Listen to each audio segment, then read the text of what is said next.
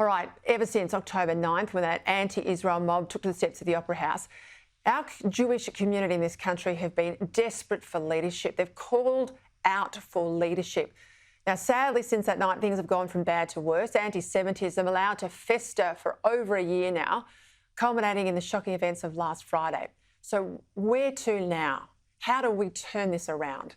Joining me now, the co-CEO of the Executive Council of Australian Jewry, Alex Ryvchin.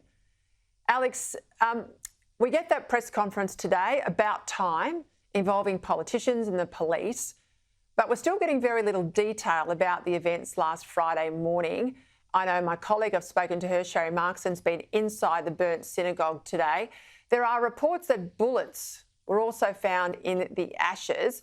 We know there were perpetrators. They've been seen on CCTV. They are now terrorist actors and they are at large in the Australian community. What can you tell us in terms of these events?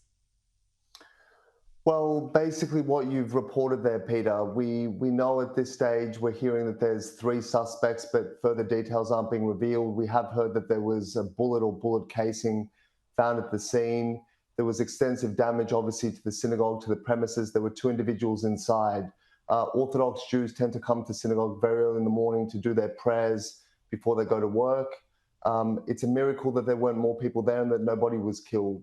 This is clearly an act, at the very least, a despicable hate crime intended to terrorise our community, and at worst, it's an act of terror. It took the Prime Minister a long time to, I think, come to that realisation, which is really typical of his approach to this issue for 14 months now. But the community is clear as to what's happening to us. We're clear as to the exclusion that we're feeling in society. We're clear as to the fact that Jews are being pushed out of professions, are feeling unsafe in their place of worship, in their homes, in their schools.